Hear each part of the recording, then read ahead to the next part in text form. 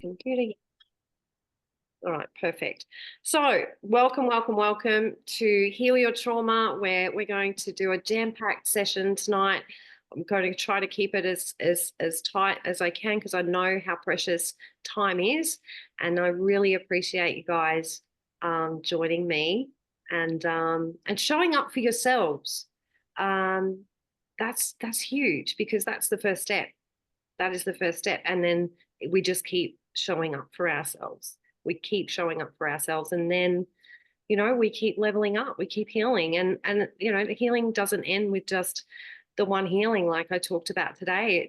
It's a lifetime of healing, and I spent 3 hours, 3.5 hours today in healing session in a healing um,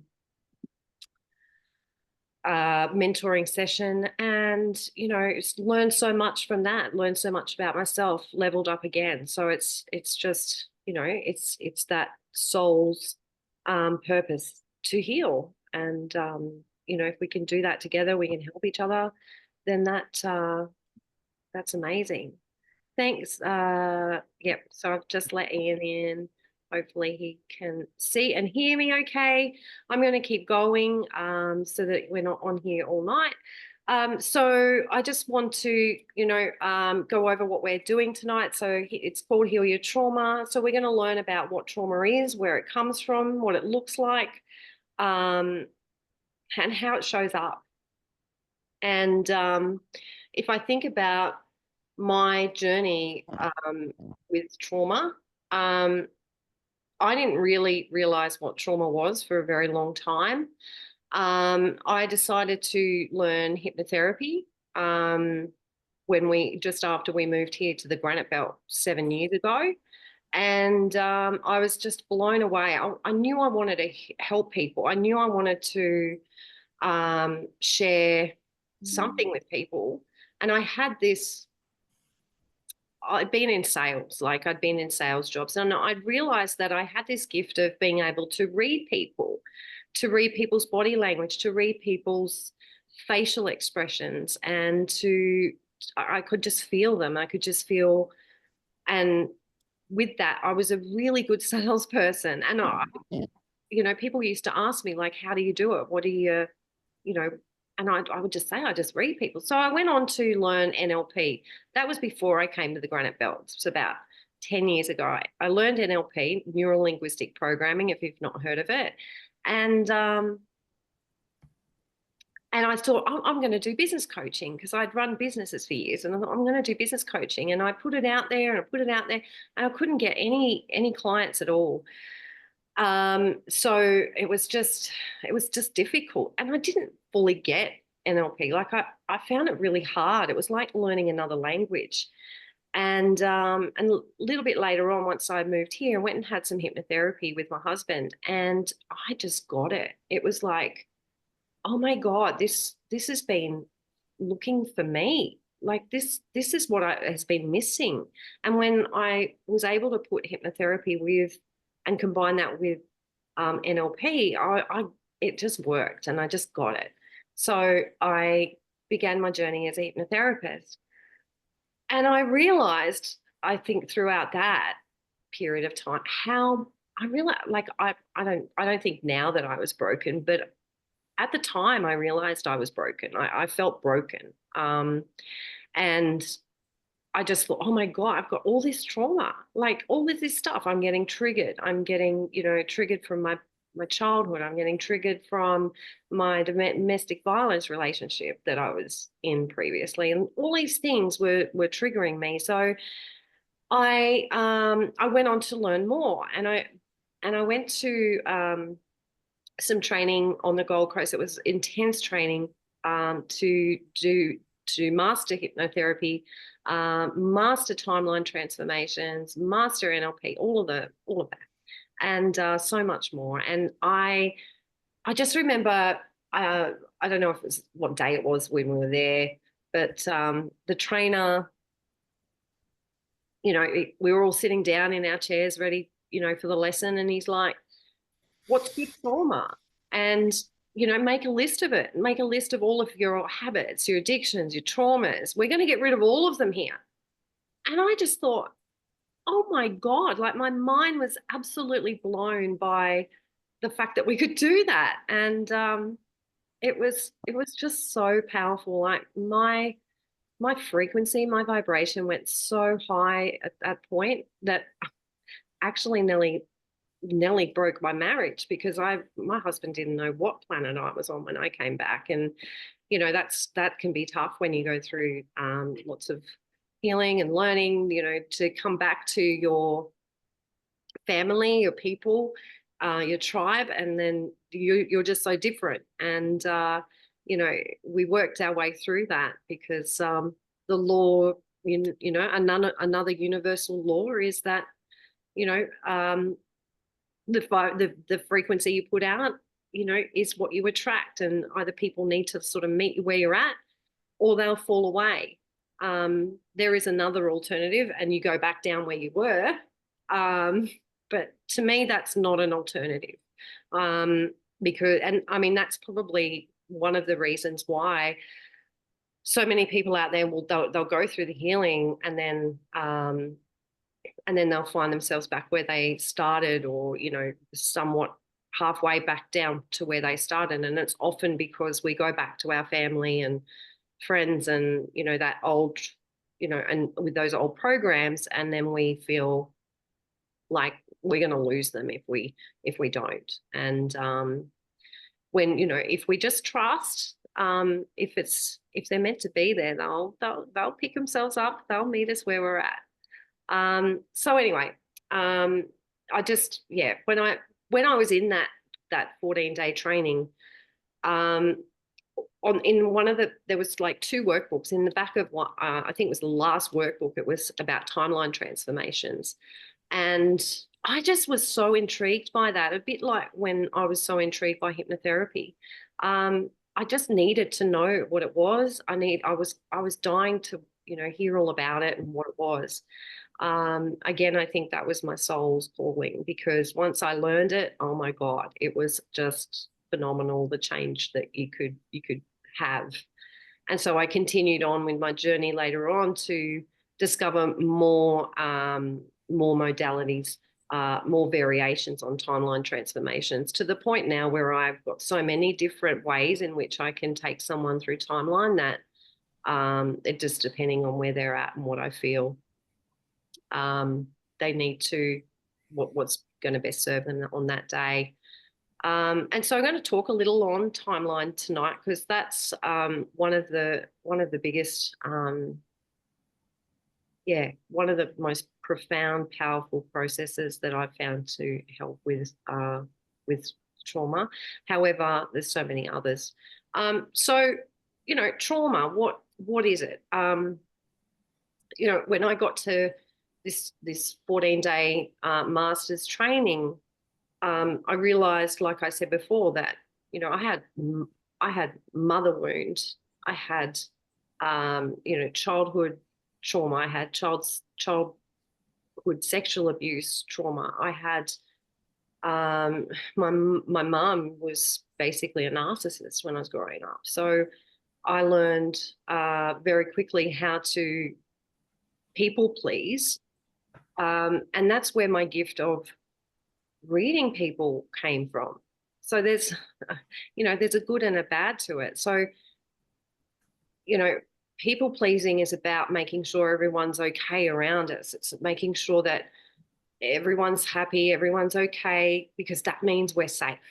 That means that we are safe. If I was to relate it to, my experience growing up with my mum, she would go into rages. She would go into anger and fear and all of the emotions, and it would all be directed at me or my dad. And you didn't feel safe in that environment. And so I learned how to read her. I learned how to protect myself and keep myself safe. If I saw that there was a situation occurring, I'd calm it down.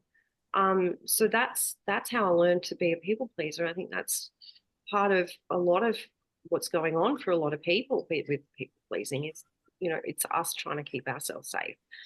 So I learned that, that was basically also my gift when I got to get into this work, because I can really, on an energetic level, read people, understand where they're at, and serve them in the way that they need. Um, so, but it's still got its um, it's still got its negatives. Like a couple of weeks ago, after I got back from Bali, my whole family landed here.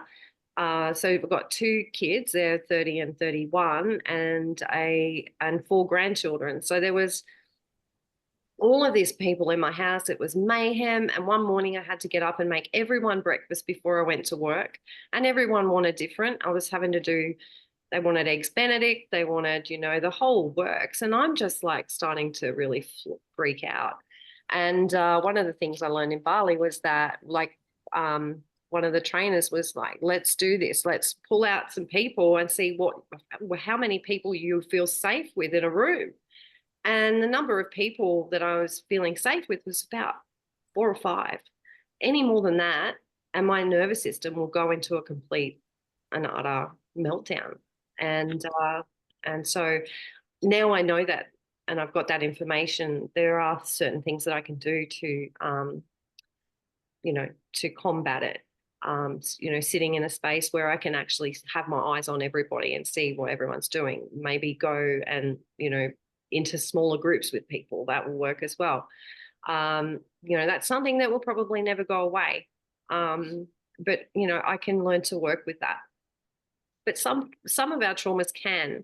So if I was to explain to you what a trauma is, and trauma is different for everybody. It depends on what we've experienced. So trauma is an experience. It's an event. It's a memory. It's usually a significant negative event that happens, and when it's trauma, it's how we interpret it. So one trauma for someone may not be trauma for another person. Say, for example, you were a mum driving. Oh, yeah, you must have dropped out. So say you were a mum driving to work, and you came across a massive car accident, and someone else was driving to work, and they were a paramedic. Maybe the paramedic, it wouldn't be so traumatic for, in comparison to the mum, because the paramedic sort of sees that on a day-to-day basis. Now, that doesn't mean that paramedics don't experience trauma and the awful things that they see. But it also means that sometimes they're just not affected by it. And so it just all depends on how you interpret it and what emotion you feel at the time. And so that's what creates a trauma. So we've got the event now, we've got the emotions that we felt at the time, and then that will fuse together. And so then we'll be triggered.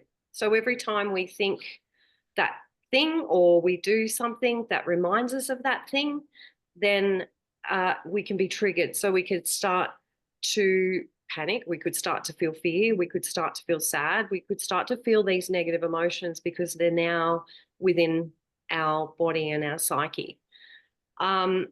So there's one analogy I use in my clinic with people sometimes, and that is you have a regular guy, and he's walking his dog, and actually, yeah, you have a regular guy walking his dog, and there's this other person that comes along. They're just on a happy, nice walk. And they come across the guy with the dog, and the dog comes running up to them, and they're like, oh, this is so cute. It's a beautiful golden retriever. And, the dog's beautiful. And then that person that ran into the dog walks away, goes on with their day, pulls into the bottle shop, picks up a case of beer, heads home and drinks the whole case. So that person might just think that they're, I don't know, have a dysfunctional relationship with alcohol, but that's not something that they do every day. Or they might not realize that when they saw that Labrador, it reminded of when their dad kicked their dog and the dog was injured. So that's trauma. to a kid who sees something like that happen, if those emotions aren't processed, then it will remain, and it will remain in the psyche and in the body. So that's an example of a trauma and how it can show up. And we don't even realize that it's a trauma that's within us. We just think, we're going to the bottle shop, or we're doing the things, or we're eating the chocolate, or we're eating the chips, or, all of these things that we do to feel better, when really there's something underneath going on that we haven't actually dealt with. And, like I say all of the time, our soul is here to heal. It's here to heal these parts, and these are why these things show up for us. So it's important to remember that our trauma isn't all bad. I'm of the belief that our traumas are here to show us. Our traumas are here to help us heal as a soul. And we choose our parents. I chose my mum, and I've made my bed now. I've got to lie in it as a soul. But that's what I think sometimes. But at the end of the day, she's been able to teach me so much about myself. And I know that without my traumas, I wouldn't be the therapist I am today either. So, I'm grateful in that respect. So that's trauma. So we've got the event, and we've got the emotion that that is attached. Now I'm gonna all emotion is good, but I'm gonna call this toxic emotion, because a toxic emotion is a chronic emotion. It's an emotion that we felt at a time of a traumatic event that was toxic. It was because it got into our body and it stayed there. So we've got, we are supposed to be able to process emotions. We were never taught that, though. We were never taught how to process emotions. If we got sad. Hey, Ian. Hi. Good, thanks. You got in okay? I got in okay, yeah. Right. Awesome. Now, I'm just going to mute the microphone so there's no background noise. But if you want... Oh, hang on. Yeah. No, I can do it. If you want to ask a question or anything, just take yourself off mute and ask. Because I love to be able to answer any questions that pop up, because everybody has a different way of learning, and sometimes I might explain something and you don't get it, and that's perfectly normal. There's different ways in which we learn, and we've got different skills like kinesthetic, auditory, visual, and if I don't cover all of that tonight and you are confused about something, please take your mic off mute and just let me know. So where was I? I'm gonna have a drink because I get thirsty. So a toxic emotion is it's an emotion that has remained within us, because we're not really taught how to process emotion. If we were to get sad when we were a kid or a baby, like, the first thing they want to do is comfort us, stop us from crying. What does the baby need? Burp it, change its nappy, feed it. Like, we've got to stop it from crying. And yes, that's all good and well, because, that's what the baby is crying for, because it's obviously not happy. But in the same sense, it sort of teaches us that, well, it's not okay to feel these feelings. And so we kind of start shoving them down from a very early age. There's emotions like guilt, which are good because they are a moral compass. They teach us right from wrong. But how many of our parents, when we did something wrong, would say, don't you ever forget that you did that thing. Don't you ever forget it, which told us to hang on to that guilt. And guilt causes so much pain in the body. And we just don't need it because we got the lesson that we needed to learn from the thing that we did. So it's okay for us to let it go. We won't do that thing again. It's in the subconscious. We know. Unless, we need to do it a couple of times. I mean, we are human. And we probably need to do some things a few times to actually get the actual memo. But, in general, with guilt, we do it. We don't do it again.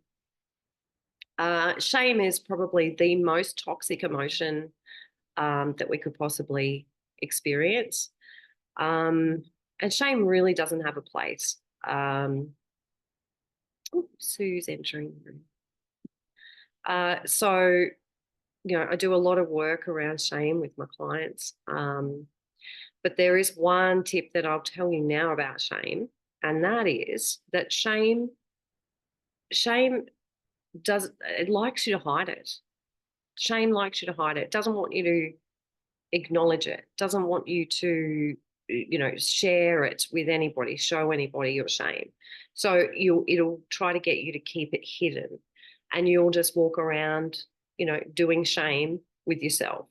And that could look like, just that negative self-talk, I'd like to really do this thing, but what are people going to think of me? Oh, they're just going to see this, or they're going to think that, or whatever. Shame can come in so many different forms. I remember last year I went to, and I shared this on Facebook, so a lot of you probably already know this story, but I went to an event here in my local town, and it was, there was music, there was, and I live in wine country, so there was like lots of wine stalls, and we went down there to listen to the music that night. We took a cheese platter in our little bag, and we just were tasting around the little stalls to taste the wines and choose a wine to have with our cheese platter. Anyway, that day, prior to going there, I had been hating on myself. So if you don't know, I had to have a hysterectomy last year, and with that, there was some body shame going on for me. There was some, there was weight that I put on. There was this. It's been a process, let me tell you. And anyway, I've been hating on my tummy. Calling myself fat. Anyway, I got dressed up, all ready to go to this thing. I had a beautiful dress on, felt lovely, and we got there, and we're tasting this wine, and then this bloke came up to me, random bloke, never met him in my life, and he's like, "Should you be doing that, pregnant and all?" And I just sunk. I just sunk down, and I was like in the shame chair. I just felt so ashamed, so like, where can I hide? And really knocked me for a six. I had a bit of a rant on Facebook about that. Couple of days, well, I think it was probably the next day after sitting with it and the shame and feeling really yucky. I'm sitting there, and I'm like, he was just the messenger. Hayley, he was just your messenger, because all of that crap you'd been putting on yourself, all of the stuff you've been saying to yourself, he was just reflecting that back to you. He was just reflecting it back to you. He's a mirror.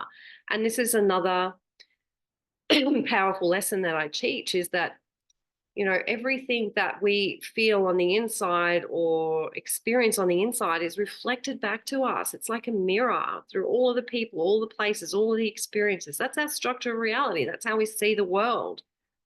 And so when something like that happens, I'm really lucky that I've got this awareness to be able to go, okay, all right, okay, universe, I get it. I've been beating up on myself, and I need to stop that. Because this guy was showing me that. But that's an example. I don't want to go too far down the rabbit hole. I just wanted to share that as an example of shame. It's that awful, yucky feeling of feeling ashamed of ourselves. But it can dissipate when we share our shame. So when we share our shame with vulnerability, and Brené Brown talks about this a lot in her books. She's got amazing, you know, that's her jam, is to talk about shame. So if you know, if the takeaway is, if you feel shame, share it with someone, talk about it, shed a light on it, right? Shine the torch on it, and it will set you free. So we've got. I'm going to do a bit of drawing now because I love drawing. I'm a terrible drawer, but I find it really easy to explain explain stuff on my whiteboard. And those of you who have worked with me will know this.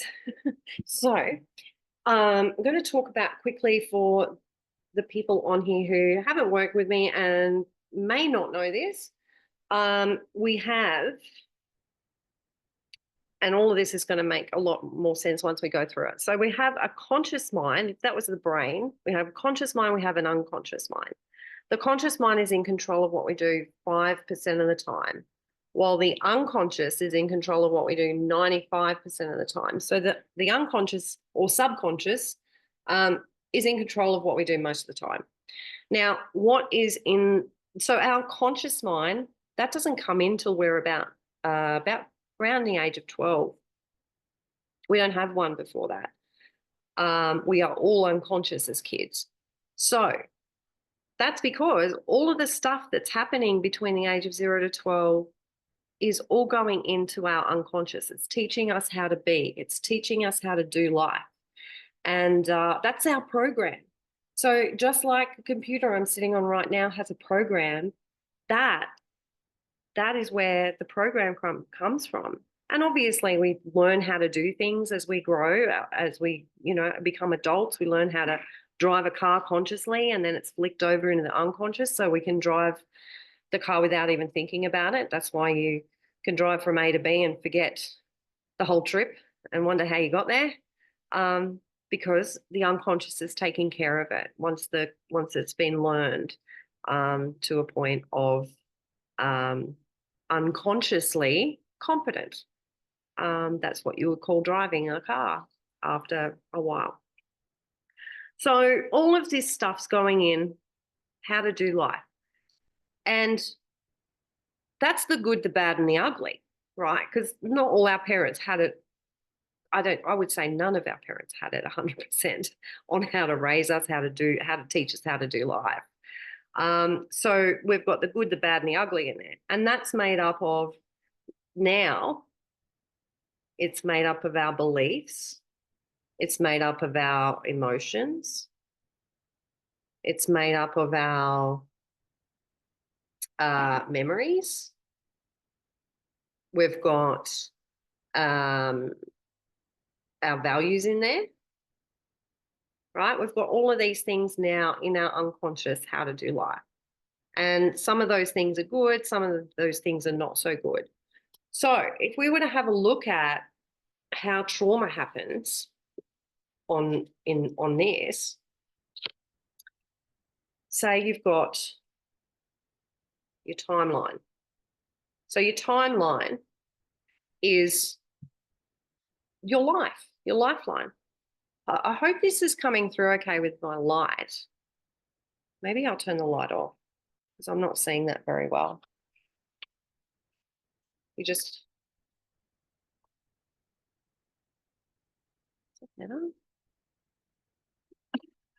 See that? Past, future, now. All right. So that's like the timeline. That's your life. And say you're walking along your life and you're here, and let's just say, I don't know, you're 12 years old and you have an event happen, a significant event happen. And that could be, let's just go with an event.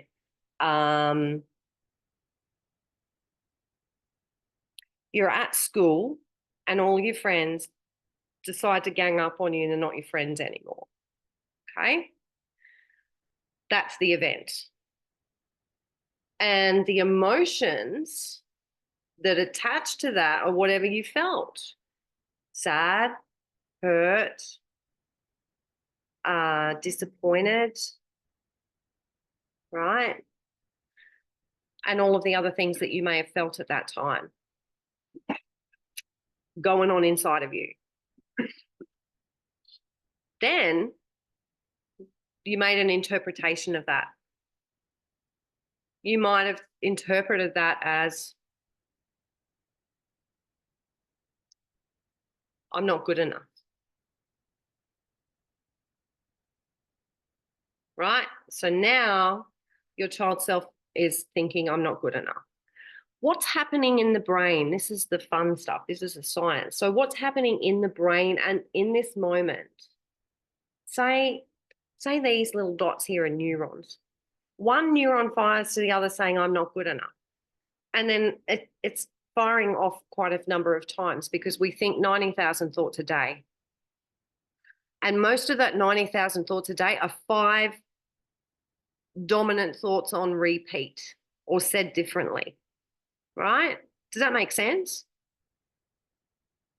So we've got, I'm not good enough, going backwards and forwards with this, between these two neurons. Well, what happens is we have this, I'm going to call it brain glue because it's easier. We have this brain glue and it comes in and it wires up, it hardwires the most dominant thoughts that we have, right? So that it's a supercharged highway. So now this is no longer a thought for this 12-year-old. This is a belief. This is how beliefs are created. I'm not good enough. Right? So we've got this belief, I'm not good enough, based on this event that happened with all of these emotions that happen. Now, not to mention that all the emotions are stuck inside this child as well, haven't been able to process because they don't know how to process them. This child could end up growing up to be angry because anger is one of those emotions that is unprocessed emotion. I saw a post the other day, going a bit off track. I saw a post the other day on Facebook. It was so powerful. It was like, an angry child is a child that hasn't been able to process their deeper emotions.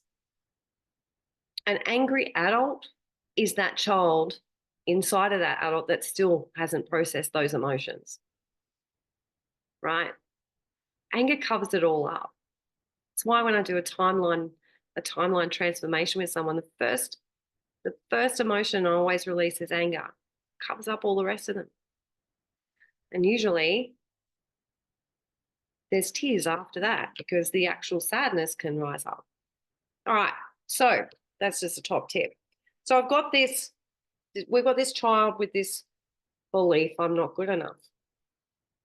Now what happens, we've got the adult version, once they've grown up and throughout their whole life from the age of 12, the subconscious, its job is to prove you right.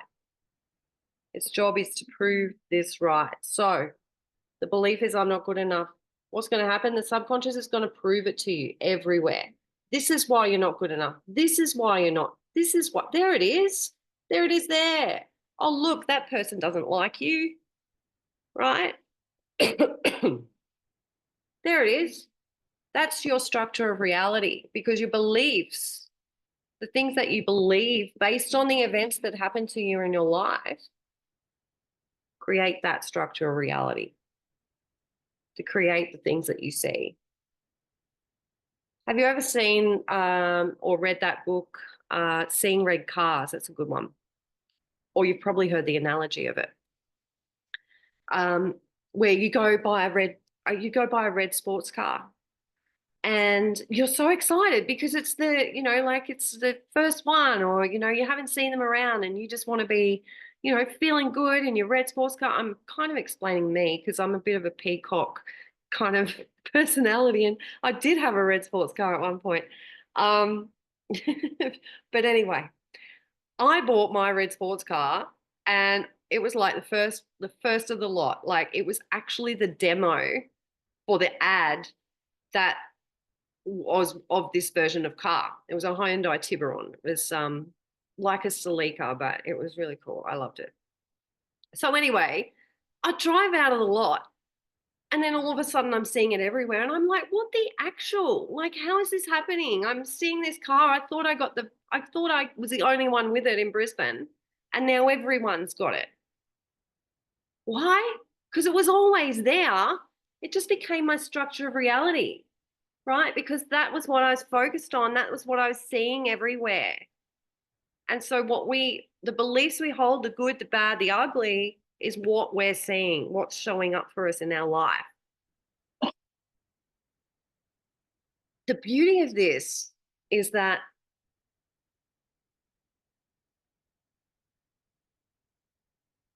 a belief is a lie. A belief is be the lie forever. Be the lie forever, because it's not true.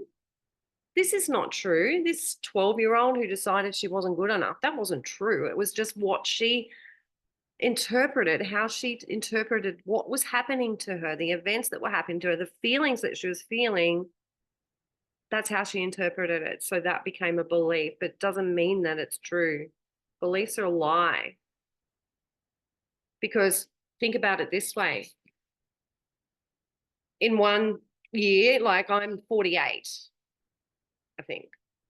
Yeah, I'm 48. And in December, I'm going to turn 49. So I believe I'm 48 now, but in December, I'm going to believe that I'm 49. Do you see? Beliefs can be changed. We don't have to carry them through forever.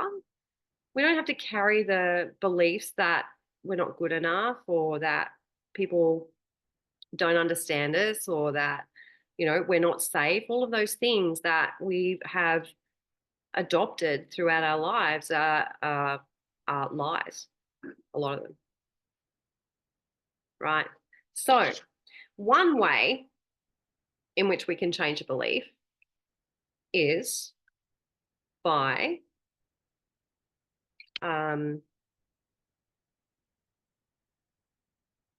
I lost my little. One way we can change a belief is, and some of my clients who are here will know this because I drum it into them.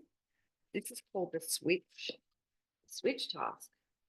And you know what? Even if you've heard this before, it's good because it might remind you to go back and do it if you need to. The switch task. So we've got, I'm just going to draw the neurons again down here. We've got those little dots. We've got the belief, I'm not good enough.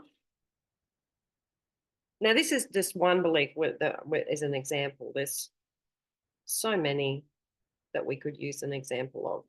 I'm not good enough belief. There it is.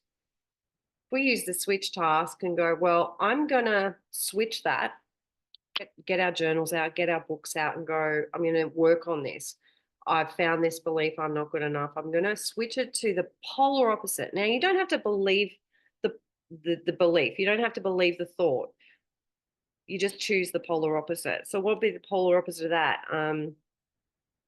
We'll just go with something simple. I am enough, right? So we would write in our journal. Now, I would do this in a green pen because green is releasing.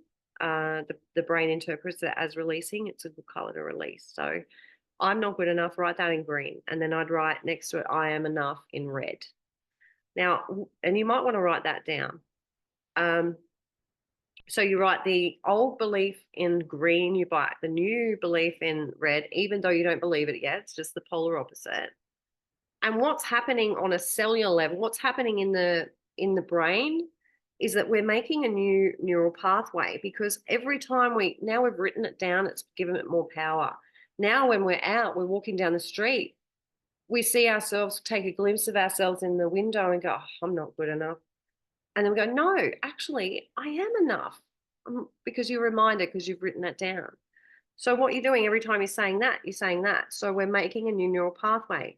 Now, the best thing about this is that there's only a certain amount of glue in the brain to wire these beliefs. So what has to happen has to borrow the glue from here to bring it over here to make this new belief. So eventually that is no more. There might be other layers to it, but that's okay. That's what we're here for, the journey of learning, discovering, and healing. But from that, if it was from that like 12-year-old's experience, she might now believe that she's enough. And that old thing doesn't happen anymore. So what's going to happen now is that adult her is now going to start seeing all of the reasons why she's enough. Oh, there it is. There's why I'm enough. There's why I'm enough. There's why I'm enough. Imagine someone, and I know you probably have met someone or had a friend, or even it might have been something that you were experiencing where someone didn't feel like they were lovable or believe that they were lovable, and they had a real struggle finding a relationship. That was because their structural reality said that they were unlovable and they couldn't find that relationship because they just couldn't see it. It wasn't in their structural reality. And once they changed that, now the relationships are starting to show up. Now the people and places and the things that need to happen are happening. And they're seeing it in their reality. Now, another thing that happens throughout this whole trauma experience is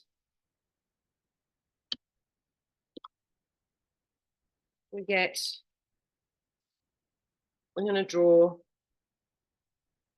at me, I'm such a great drawer. Looks like a gingerbread man, but it's actually a person. So we walk around, we're gaining all of these. We call them limiting beliefs in the world of coaches, mentors, and therapists. Limiting beliefs. So I'm not good enough would be a limiting belief. And they get these beliefs also have emotions attached to them, right? So these, I would liken the trapped toxic emotions to balls of negative energy. And these balls of negative energy start to accumulate in our body, right? Start to accumulate in our body, and we could call this one the not enough ball of energy belief. We could have just an anger over here. We'll probably have a belief around something with that. We could have some hurt over here. All right. And we've got all of these little, we could call them little rocks in our body. Now, I'm going to use my hysterectomy as an example because it's easy. So say, for example, so I had cancer in my uterus. It wasn't a lot. It was just a couple of cells, but still cancer, to the point where they had to take out everything, plus a couple of glands for good measure. Glands? I think they were glands, yeah.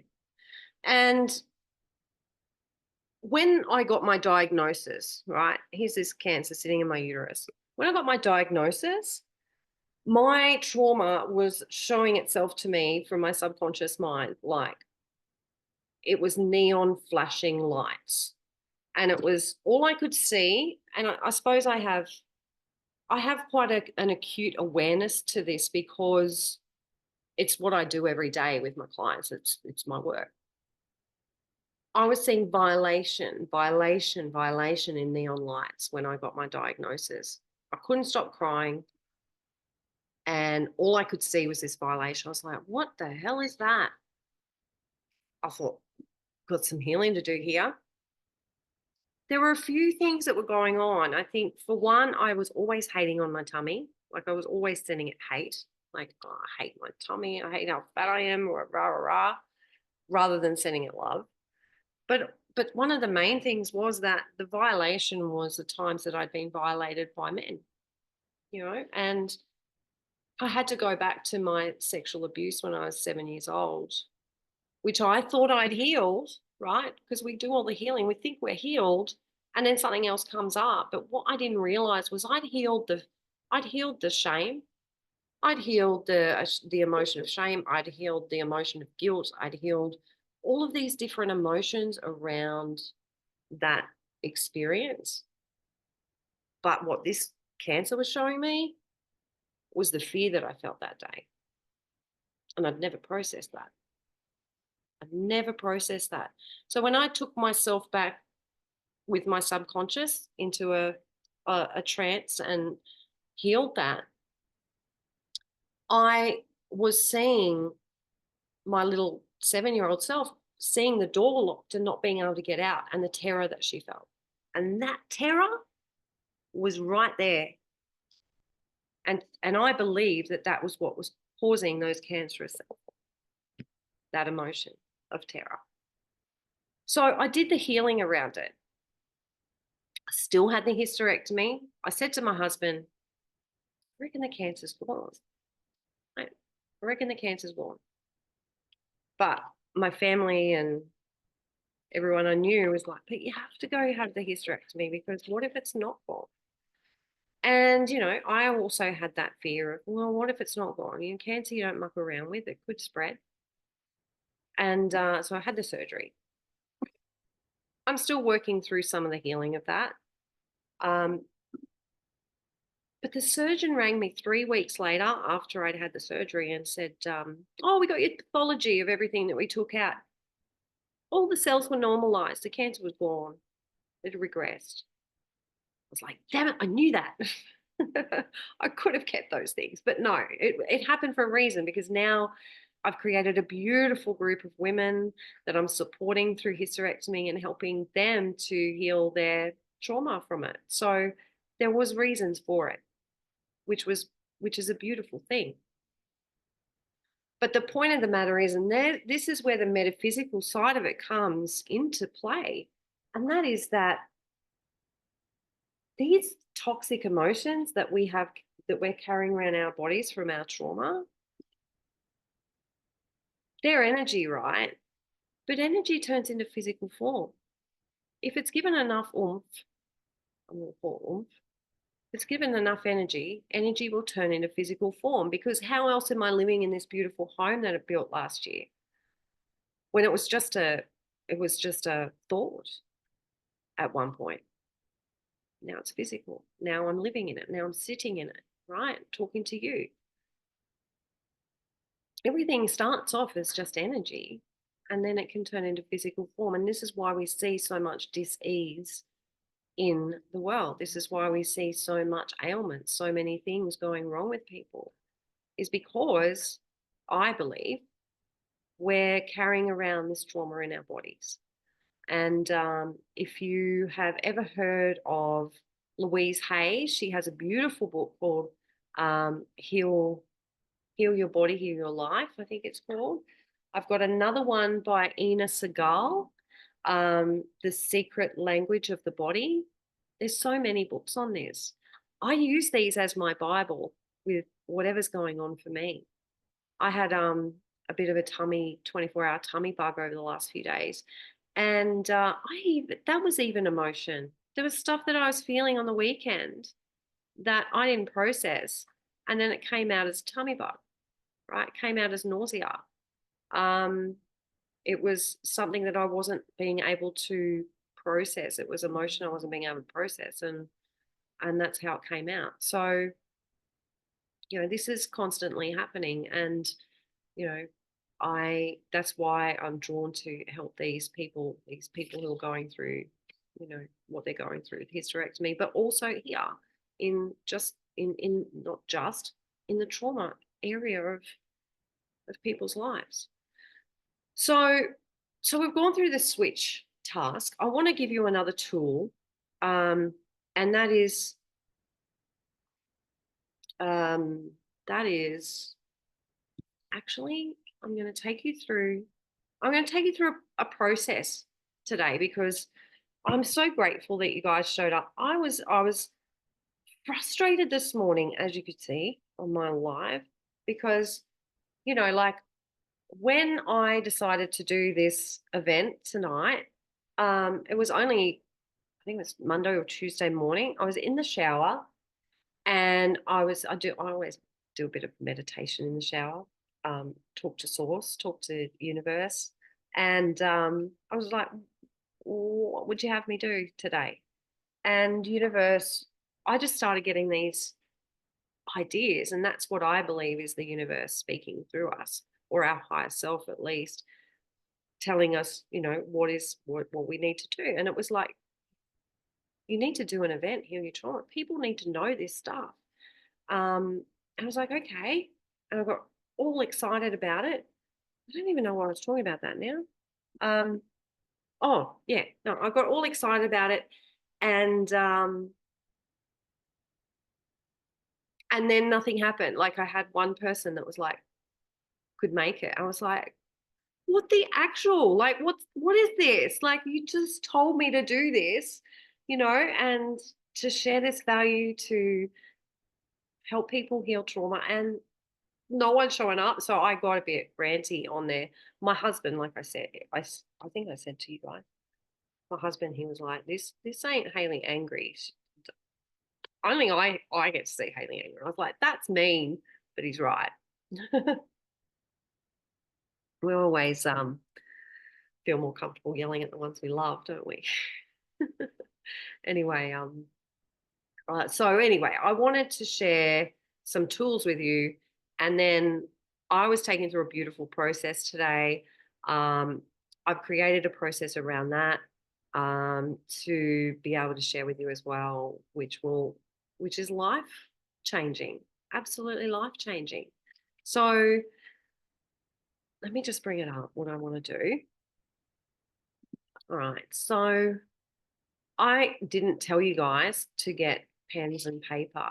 So I'm going to give you like a couple of minutes to just go get yourself a journal, a pen, a pad, whatever you can find. Even if it's some scrap paper. I'm going to put this heater off because I'm sweating. We have the fireplace going. We've got a little heater going.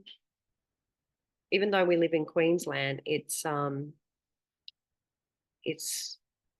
bloody cold where we live because we're right on the southern border. Okay, thanks so much, beautiful. I send you the replay and you can enjoy this beautiful process later. Thanks for coming. That'd be amazing. Thanks, Haley. All right, bye. Bye. All right, so first thing I want to do is, all right, so if we've got pens and paper, there's a thing about,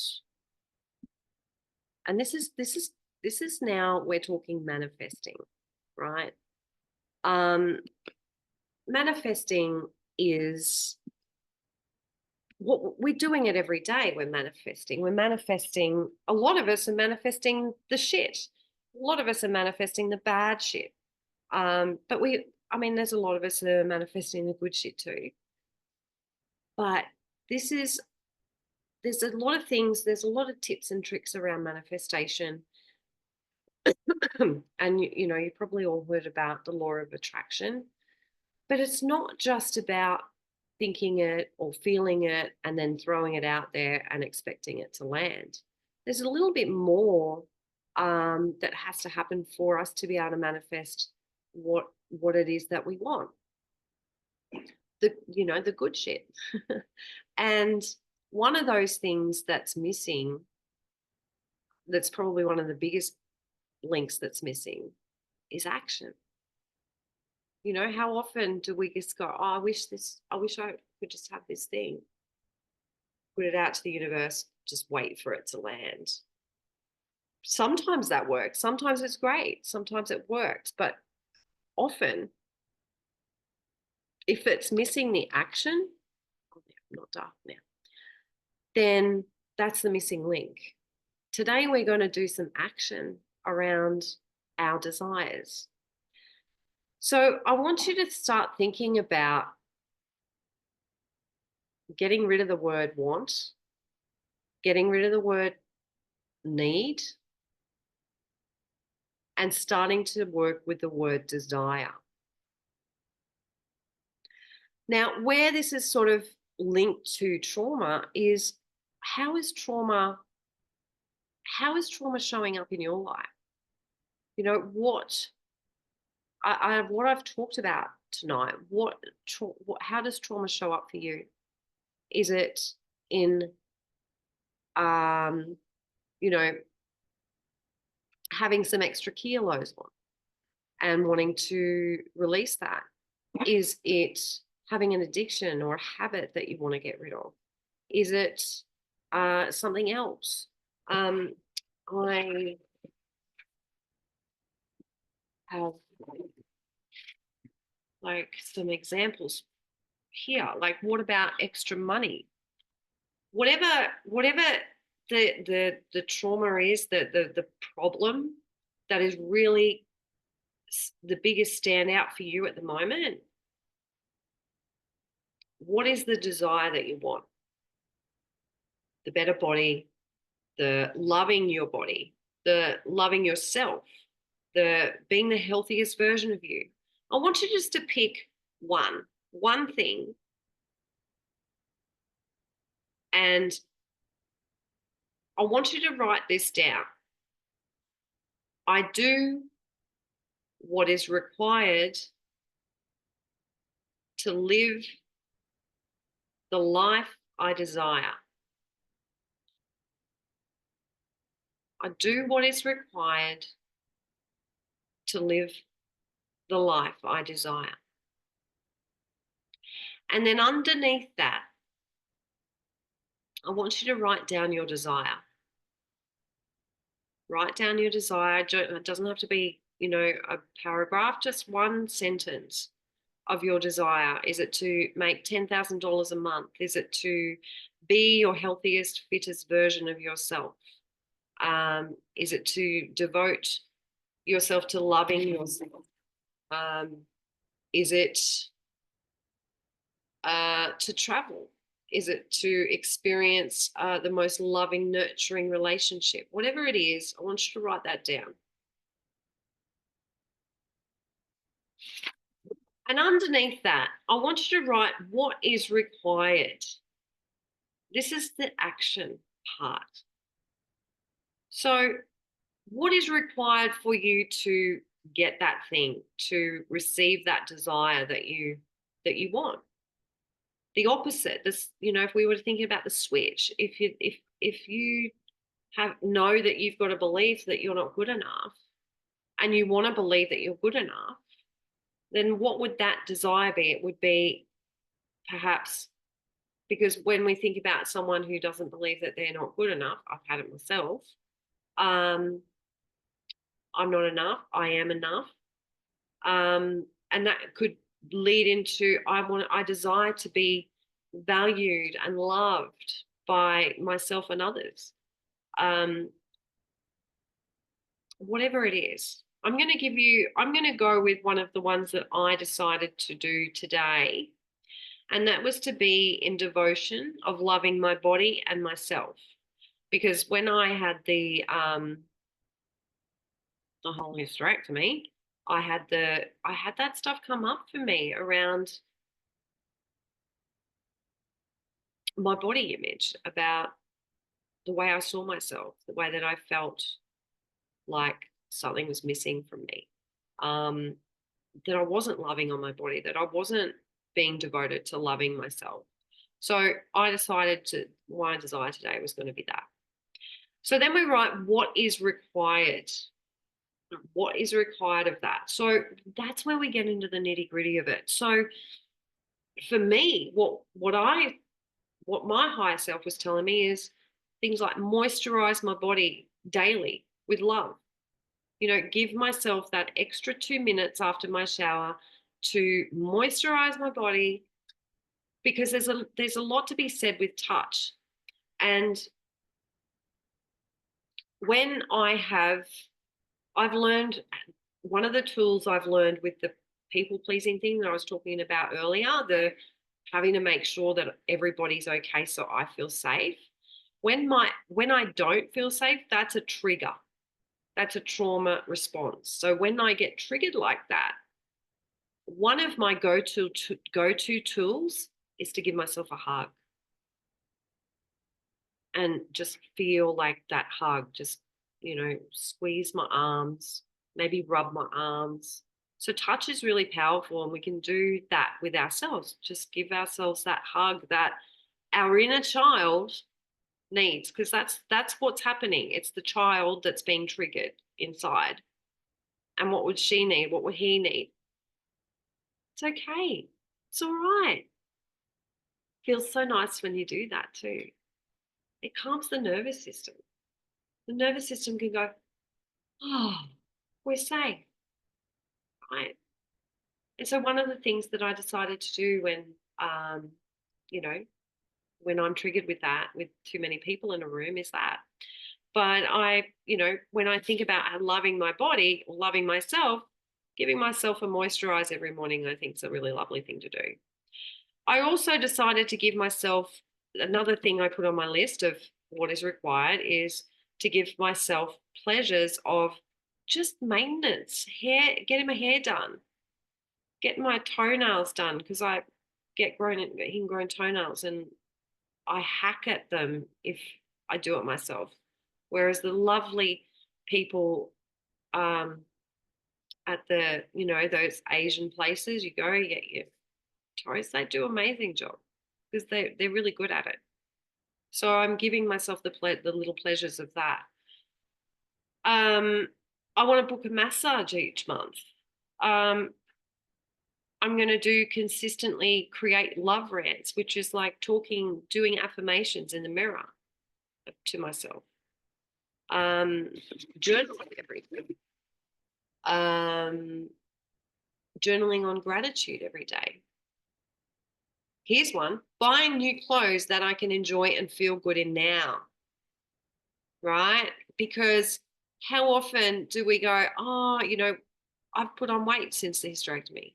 So I just go, oh, well, I don't fit into a lot of my clothes, or they're uncomfortable.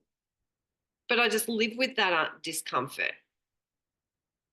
Is that saying that I love myself if I'm living in discomfort in my clothes and I look in the mirror and I go, yeah, I don't like that on me? No, it's not.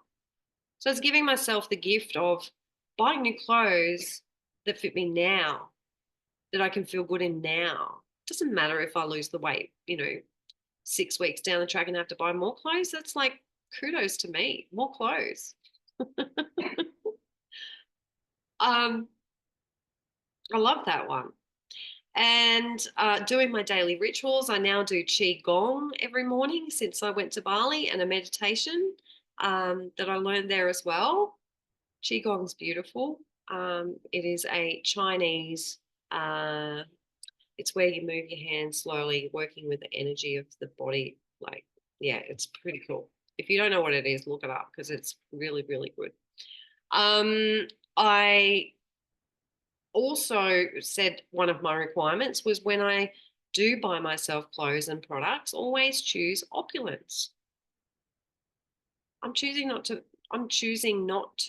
buy my clothes at Kmart anymore, because it's not, they're not quality. And I don't think they're sourced very well either, you know? So there's some things that I chose to do. There's a couple there, but I won't keep going. There's a couple of things, examples of what you can write down for your requirements. And now I'll send you the replay on this. So if you want to watch it back for the instructions, that's okay. So you write your desire and then you write your requirements down. and you live by them. You do those every day. The second part of this process that we're doing is we've got to go back to that thing that you want to stop doing, or that thing that's holding you back. It could be a belief, it could be a behavior, it could be a habit, it could be an addiction, it could be a if say, I'll use the example of weight loss. If your desire was to be in your healthiest version of you, and that was including losing weight, what is some of the habits, right? What are some of the foods that are detrimental to that? Because remember, all of these things, habits, addictions, foods, negative self-talk, negative activities, visualizing yourself negatively, saying to yourself negative things, these are all trauma responses. And so we're going to call that the low road. I want you to write down in green on your piece of paper, low road. Low road.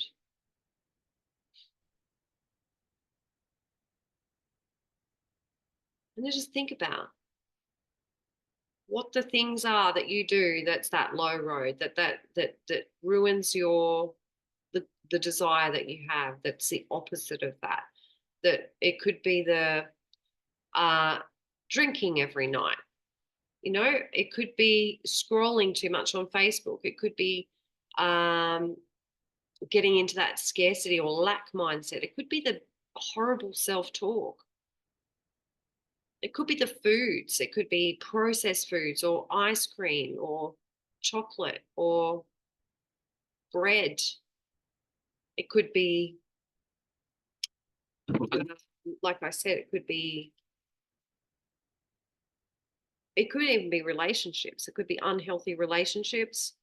It could be feelings, depression, sadness, anxiety, no energy.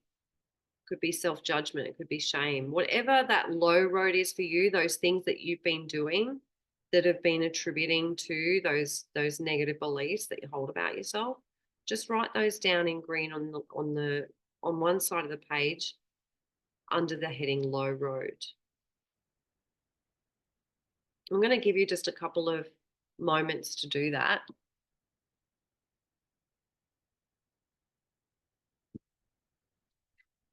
Because does this make sense? Please jump out and tell me if it doesn't, because I'll tell it another way. It's important that you get this. Once you've done writing your low road stuff, the habits, the addictions, the foods, the self-talk, the activities, those negative things that you do that feed into those old beliefs, those negative beliefs that were from your traumas. On the other side of the page, I want you to write the high road, and I want you to write that in red.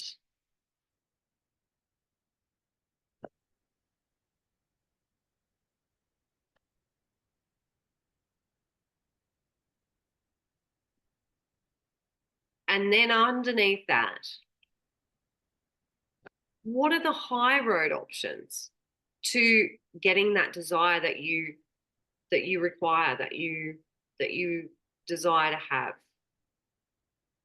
Whether it be that healthiest version of you, whether it be more money, whether it be more health, whether it be loving your body or loving yourself, whatever that is, right? That's the high road. What are the habits that you need to do? What are the habits that are required of you to be on that high road? What do you do differently? It could be walking, exercise. It could be meditations. And what foods are you eating? Is it plant-based foods, healthy, nutritious foods? I put Buddha bowls and smoothies because I bloody love those. Could be high frequency food. Did you know that frequency, like food, actually holds a frequency? How amazing is that? So blueberries have a really high frequency. I haven't really talked about this is another day. I'm gonna do another one of these in about a month. So I will talk about frequency. But what foods are we putting in our body? If we want to be that healthy and we want to be the best version of ourselves, what are we putting in our body? What addictions can we now put in place? Maybe self-love practice or self-acceptance practices. What is the self-talk? Is it positive? Is it loving? Is it abundant? What activities would we do as this new version of ourselves on the high road? Could be gardening, traveling, adventure. How do we see ourselves? What's the self-talk? What do we say to ourselves? And what feelings are we having? We're high frequency, feeling joy and happiness and health and abundance and feeling proud. And what relationships are we experiencing with that desired outcome? Healthy, loving relationships, giving and receiving, feeling whole as a person with ourselves.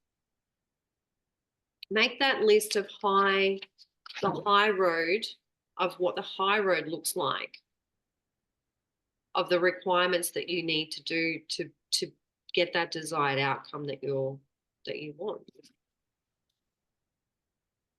And while you do that, I will get up this hypnosis, because that's where we're going to actually beautifully implant this into your subconscious mind. So it no longer is a wish or a desire. It is truth. It is your new way of being. How's that sound? That's good. Awesome. All right. So does anyone else need any more time to make their list of high road? No? Perfect. Okay, so hypnosis is, if you haven't had it before, it is a relaxed state. You go in and out of hypnosis all day, every day. Most of the time, you're in a hypnotic trance. When you watch TV, you're in a hypnotic trance. When you drive the car, you're in a hypnotic trance. And you've got your eyes open when you do those things, but you're in a hypnotic trance. A hypnotic trance is just a couple of brain waves that we go into. And because we can't be conscious all the time. The conscious mind, it doesn't have the capacity for us to be in it all of the time. We're only in it 5% of the time. The rest of the time we're in the subconscious, we're in trance.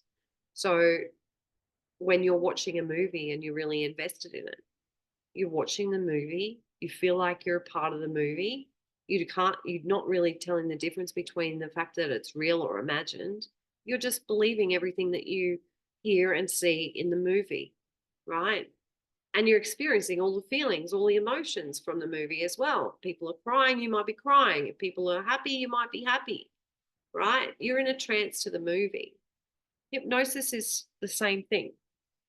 I'll be guiding you to a place which will be relaxing. And all you need to do is choose to go there, to follow where I'm telling you to go. Because if you were to think about what you had for breakfast this morning, you got an image that just popped up in your mind, right? That's you imagining. If I was to ask you to imagine a pink elephant, what do you see? You see a pink elephant, or whatever representation a pink elephant is to you in your mind, right? So we're using our imagination. I'll be guiding you through a process where you'll be able to see visualizations of what I describe, and however that comes through for you is perfect for you. There's no right or wrong to it. All right, so if everyone is ready for this, get into a comfortable, quiet place where you won't be disturbed. If you're driving the car, you can come back to this later. I don't want you driving the car listening to this. And sorry, I'm just getting my stuff up. And if you, so if you're driving a car, either stop driving and pull over, or just wait till later and watch the replay. Now, so just make sure your phones are on silent, or like they're not going to ping at you, and just get into a comfortable, relaxed space. And with your feet on the floor or wherever you're sitting, having your hands in your lap, looking ahead, I want you to raise your vision up by 20% so that your head remains in the same position, but your eyes are stretching up and looking up towards the ceiling. And as you do this, I'd like you to take a deep breath in through the nose and out through the mouth.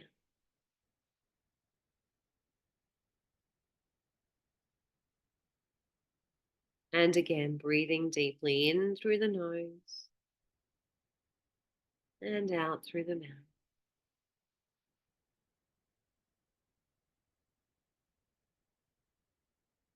And again, in through the nose, out through the mouth. And as you breathe out this time, I just want you to allow your eyes to gently close. Allow yourself to relax even more in the chair. That's right. And just imagine, picture, visualize, or just think about a ray of calming light. And this calming light shining through the top of your head, filling the back of your eyes, calming and relaxing as it continues down in the back of your nose, filling your ears, your mouth, down the front of the throat, soothing and calming. And now filling the shoulders. And the shoulders can hold so much tension, but now you feel that tension just drop out completely. And you feel the calming light fill your shoulders with calm, with safety, and with relaxation. And now feel that soothing, calming light fill your chest, your tongue, your hips, tops of the thighs. Just listening to my voice and feeling so relaxed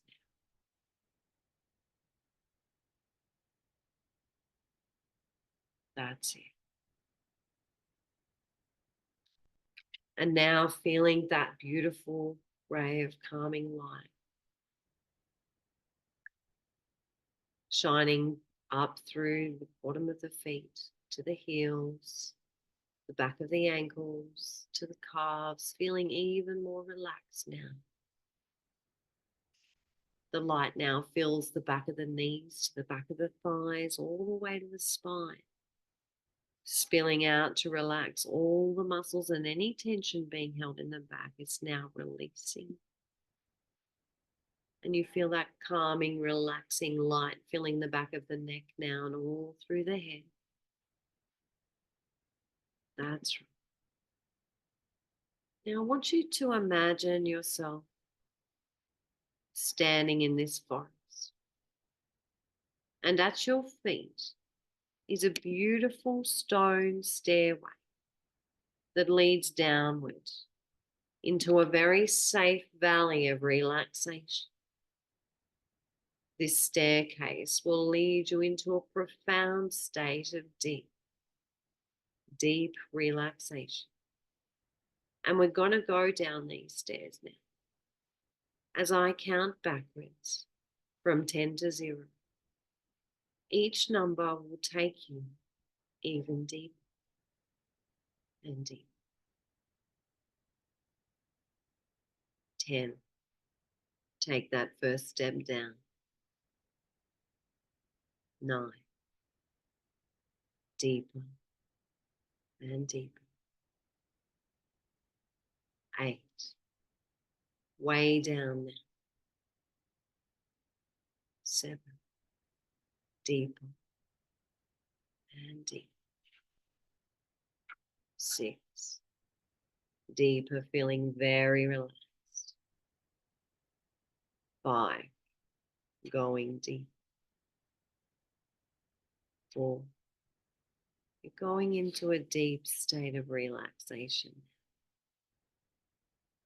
With 3, going deeper. 2, too relaxed to even move. Feeling very calm.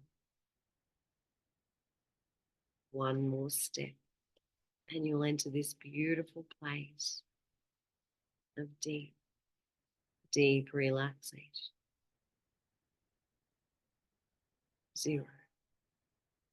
Welcome to this beautiful place of deep, deep relaxation.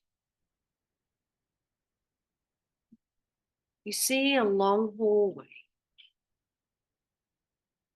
and you know that when you walk through this door, you're going to make permanent positive changes in your life. Imagine you get to the door, you open it with ease, and as you walk through this door, you're standing at a fork in the road. This is the fork in the road of your life. You have come to a decision point. Should you continue to do what you've been doing with regard to your problems?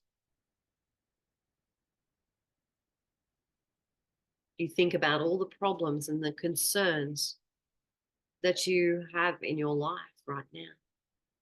All of the problems and concerns that we listed. It could be that it's food or addictions or habits, whatever it is. The road on the left is a slow downward road. It's easy to take the low road.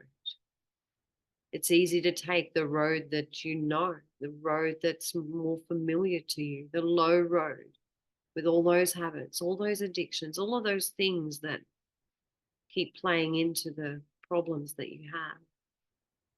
So you could just coast down that road. It's the path of doing what you've been doing for so long, but it's a path of misery. The road on the right, it goes upward, and it will take some effort to take the high road, but it is the way of freedom. It is the way of health. It is the way of life. It is the way of being in control of your life. It's the high road to success. Look at the road on the left. It means carrying all of the problems associated with continuing to do all of those habits and addictions, those negative self-talk, the pain, the fear with you, even longer than you already have. Think of how bad those old things make you feel. Really allow yourself to feel the weight of the burden of this self-destructive behavior. Feel your desire to be free from all the ill effects of hurting yourself this way.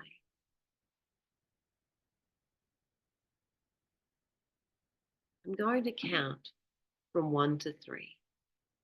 And we're going to go down that low road of being out of control for 1 more year. 1, 2, 3. There you are. It's 2025. 1 more year of being out of control. 1 more year of being miserable because you have continued those old patterns. You've continued those old habits. You've continued on those old ways. And you feel the weight of the disappointment in yourself. And you notice the things that litter this painful way of living. It could be empty bottles. It could be wrappers of junk food. It could be wrappers of chips. It could be anything, anything, anything that holds you back, anything that's those bad influences. It could be people. There's a mirror there, and you see yourself, and you ask yourself, am I pleased with myself? Am I happy to have another year of this? Do I feel better having made this decision to go down the low road? Do I feel healthier or worse? Do I look and feel better about myself or not? Do I feel smarter? Feel the disappointment you have in yourself for continuing to spend another year going down that low road.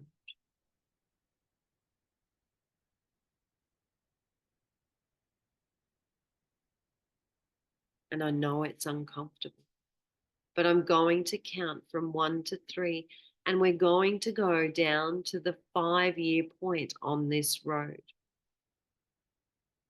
We're going to go down to the year 2029. 1, 2, 3. There you are. After 5 more years of being on the low road, bring forth all of the effects of that choice. Really allow yourself to feel the effects of that decision. Feeling hopeless. Looking around you, seeing all of the things that are part of this low road for you. Those are the things that have done this to you. And you can't stand them anymore. Maybe you even hate the sight of them. And if there are people associated with doing this, are they really your friends? Are they really people that you want to continue with? Do they really care about you? Again, ask yourself, am I pleased with myself? Do I have the right to do this to myself? Am I healthier for making this choice? How has it affected my life? Is my life better or worse? Do I feel smarter?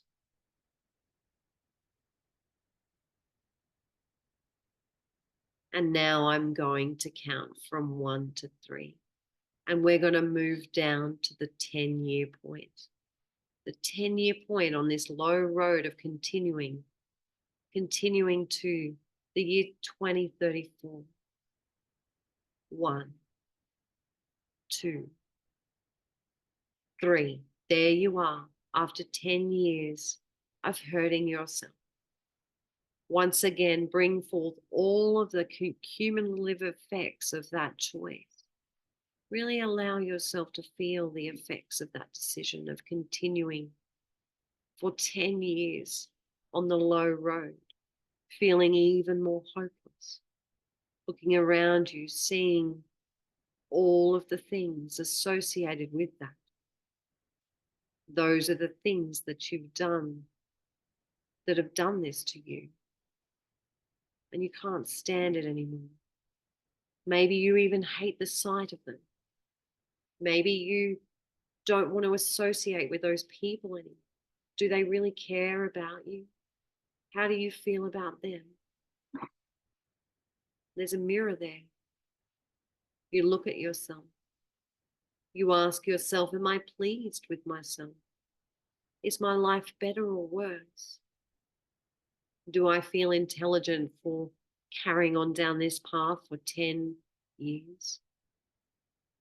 Really feel the consequences of remaining on this low road, this low but easy road, this low but familiar road.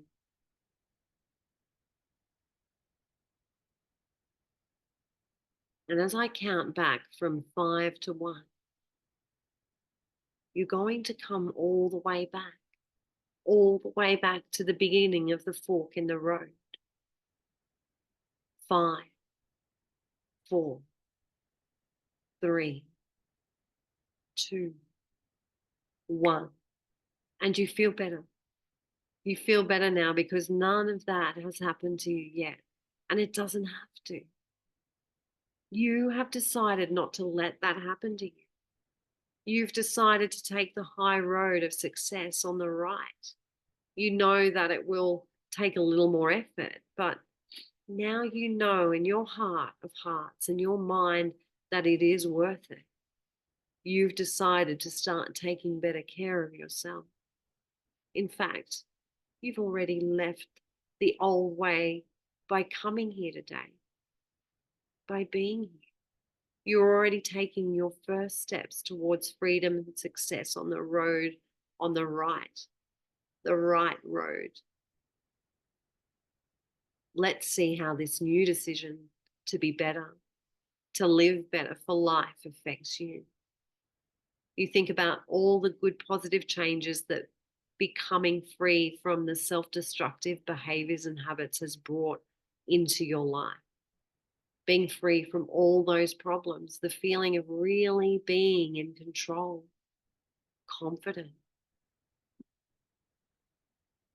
All of the things you wrote down on the high road. You're on that path now. And it means success, and it feels energetic. It feels optimistic. It feels wonderful. And I'm going to count from 1 to 3. And we're going to go down that road of having made this change for 1 year. 1, 2, 3. There you are. After 1 year of being in control, and you feel good, you feel great. You've done it. You are a success, and you never felt so much better. And you're going to feel even more better because there's a mirror there, and you see yourself and you ask yourself, am I pleased with myself? Am I happy to have accomplished my desires for a whole year? Do I feel better having made this healthy decision? Do I feel smarter? Feel the pride, feel the health that is inside of you. Was it worth it? Do you want to stay and continue on the high road of success? Well, I'm going to count from 1 to 3, and we're going to go down to the 5-year point on this road of being successful in making this change to the year 2029. 1, 2, 3. There you are. After 5 more years of success, of reaping the rewards of making this permanent change, your 5 years of being in control and energized, bring forth right now all of the effects of that choice. Really allow yourself to feel the effects of that decision. You feel strong. Everything in your life is better for having made this permanent change. Enjoy this feeling of knowing that you've made a permanent change, knowing that you'll never go back to that old way. And now I'm going to count from 1 to 3, and we move down to the 10-year point on this high road of success to the year 2034. 1, 2, 3. And there you are. After 10 more years of making this good, positive change, bring forth all the effects of that smart choice. Really allow yourself to feel the effects of that decision, of continuing to be in control for 10 more years. Those old habits, addictions, behaviors are now simply something that you used to do. And it was a mistake to have ever done that. But now you're free, and you will remain free for the rest of your life. And there's a mirror there, and you look into that mirror one more time, asking yourself, am I pleased with myself? Would I ever go back to that old bad habit of hurting myself again? Or am I glad that I've made this permanent change? A change made for good? Of course you are.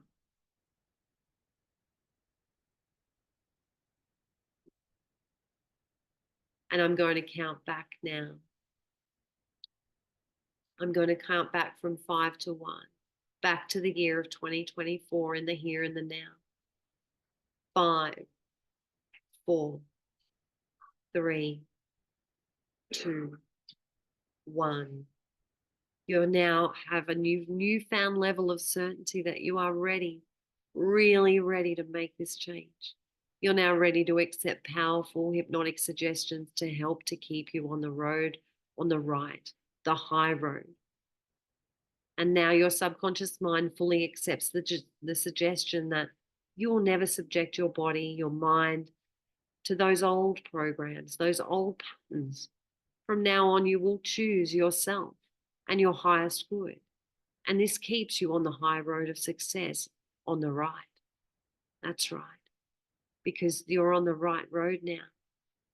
And as this journey comes to an end, you see the low road falling away, disintegrating, falling away from your life forever, whilst you notice the path, the right path, the high road, it's lighting up. It's showing you the way. And this makes you smile. It makes you feel all the feelings, knowing that you've made the right choice. And you've chosen to follow your higher path, your higher self. And it's beautiful. In a moment, I'm going to count from 1 to 5. With each number I count, you'll come back to wakeful awareness, awake, alert, and refreshed with a new sense of empowerment, a new way of being, with so much excitement about your new life. 1, coming back into your body now. 2, with a new sense of just how powerful you are. 3, coming back to your body, back to the room. 4, taking a nice big breath in, stretching your body out. 5, eyes open, feeling awake, alert, and refreshed. Welcome back, guys. How is that? I'm going to take you all off mute. Wonderful. Thank you. You are welcome. How are you all feeling?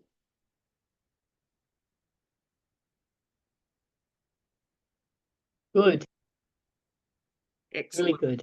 Excellent. Excellent. Good, good, good. You did so well. I'm feeling good too, but I had my dog that interrupted me. Oh, they're good at that, aren't they? Yeah, but he's just gone back to bed. So there you go. Yeah, they do that. They do that. This is Yeah. something you can come back to and listen to again, Ian. I will. I certainly will. Yeah, I'll send it to. I'll send you all the thing once it downloads. So that you I want to ask one question. absolutely. How do they diagnose when a woman has some cancer compared to a man? For me, so the cancer was in my uterus, my endometrial wall, which is the lining of the uterus where we grow babies. And Okay. it was diagnosed by them doing a what do they call it? So they go in with their instruments and they take samples, take the samples out, send them off to the lab. With the man, if a man has got prostate cancer, they check it with the blood. With the blood Sample. Yeah, right. Yeah. Like check their PSA level. Yeah, right. And if their PSA level is high, which mine was fairly high, yeah, then I had to do something about it. But the cancer was intermediate, so I had a choice: either get the prostate taken out or keep it in and have brachytherapy. And brachytherapy isn't for the faint-hearted. Okay. Well, 27 needles, 27 needles and rods just below your spine, and you've got to be on your side. And then they put you on your other side, and your hips and arms are excruciating sore. well, you wouldn't want to have a fear of needles for that, would you? No, you wouldn't. No, you can't lie in your needles. That's for sure. You can't. Oh, no. But you're so relieved when they take them off, Yeah. take them out. Wow. That's And then I had beaming radiation after that, and that is a breeze. yeah, right. And Well, I really get checked out every 6 months.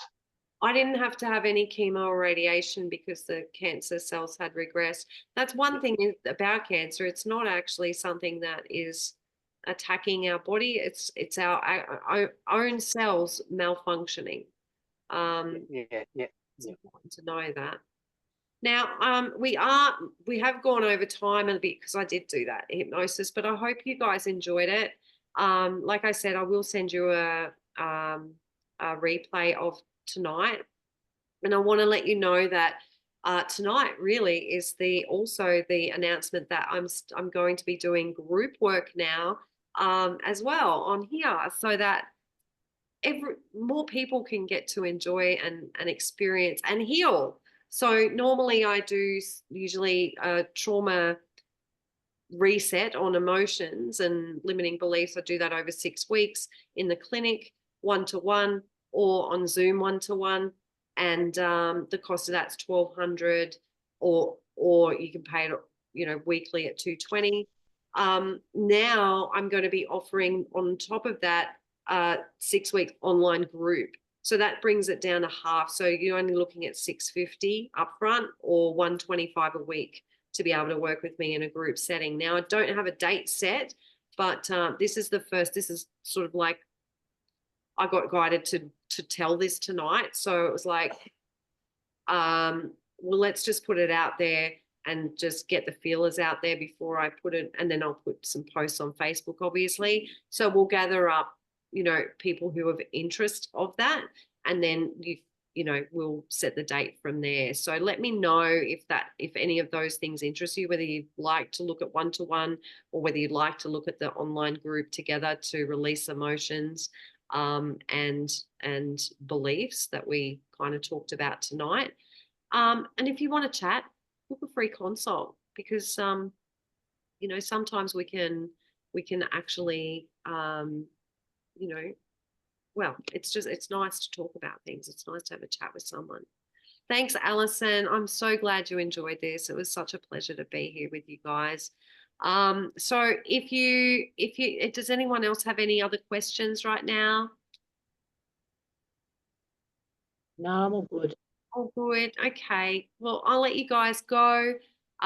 Be sure to reach out, PM me. If you are interested in any of those options that I put out there tonight as well, just PM me, let me know. And I'll be happy to help.